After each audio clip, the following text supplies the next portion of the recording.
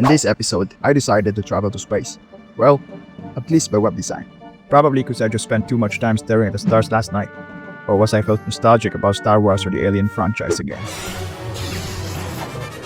over, Anakin! I have the high ground! You underestimate my power! Don't try it! High ground! You were supposed to destroy the Sith, not join them high ground! I hate you! Or likely because I'm a big fan of the movie Interstellar from 10 years ago. And totally not some random thing like having a crush in one of the casts. Yep, totally not about that. Are you sure about that? Anyways, I start by recruiting the right astronaut for the job. It took me time and a couple of searches from here and there. I eventually stumbled on the right man for the job. Nice. I then do several adjustments on it on Photoshop. I separated sections of the image. The idea is to have this section be of different layers of color to make it fit in the scene.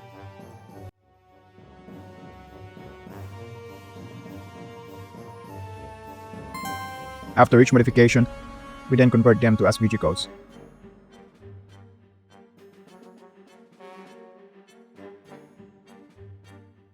I added articulation point on the astronaut's arm, and here I am making a spaceman wave.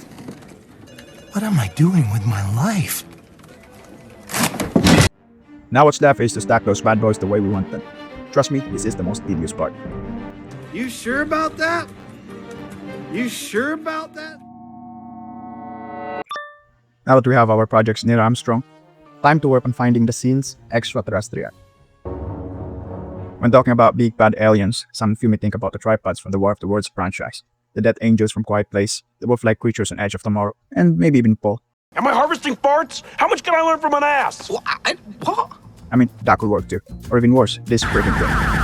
Open fire! Like, what the hell even is that thing?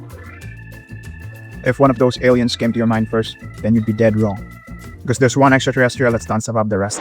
The one and only Xenomorph from the iconic Aliens franchise.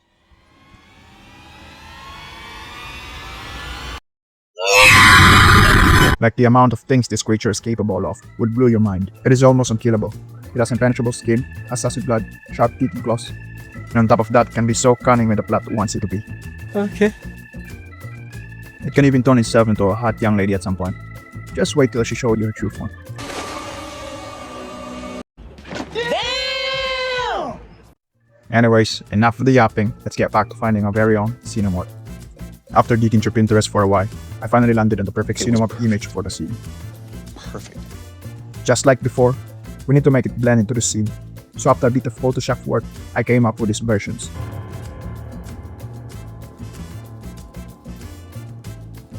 After that step, we then convert our image to SVG.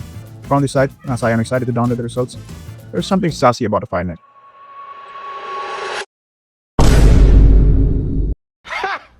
Gay! I wasn't really happy with the initial results, so I went back several times to fix it.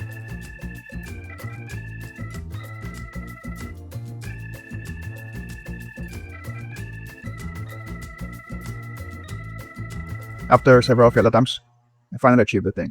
The thing that I'm freaking glowing since the day I was born.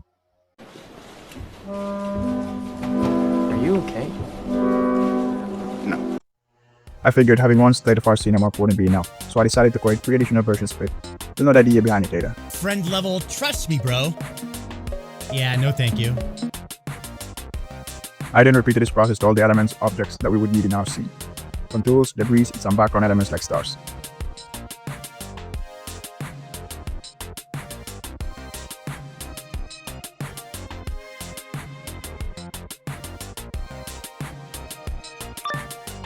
Now that everything is set up, time to dive right to animations.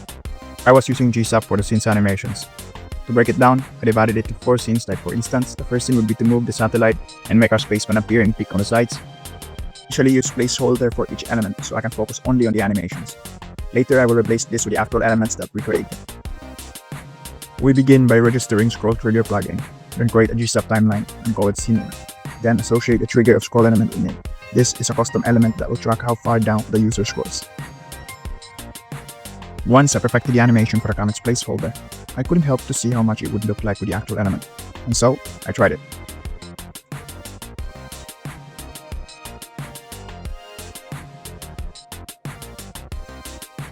And darn, that looks good. That's what I'm talking about! Next would be to establish an animation for the satellite element. Added it to the current scene 1 timeline, as well as an animation to move it diagonally from top right to bottom left.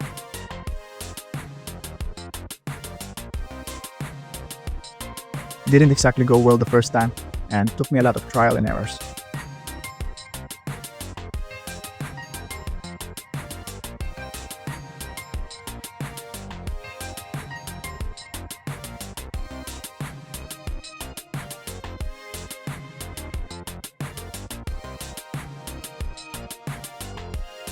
Now time for the astronaut element. Following the idea, we want it to appear from the right side of the screen with a waving hand. Here, I styled an element and pushed it to the right side of the screen. This will represent the astronaut for now. Added another element and positioned it absolutely relative inside orange rectangle. This will represent his hand. I then added a waving animation to it.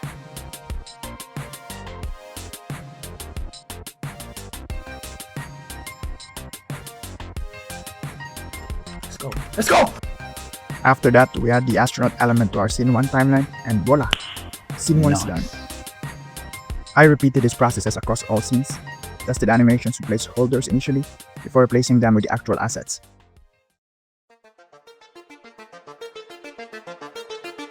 I will speed up this process until we reach scene 4.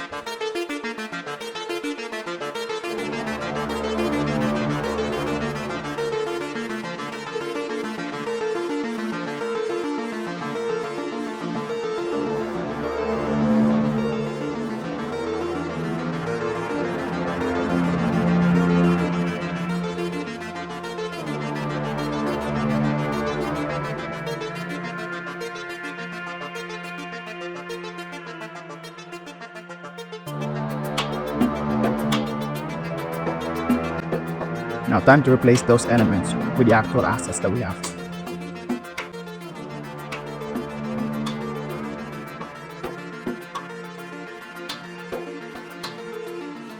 Now that we have arrived to the final scene, remember that we have prepared our cinema image earlier. The idea was I want her to be on top. What do you mean by that? On top of a platform. Then, as the user says,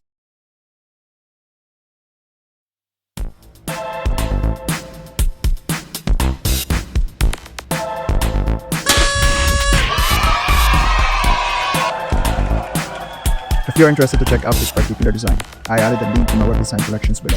I have crazy ideas similar to this coming soon, so stay tuned.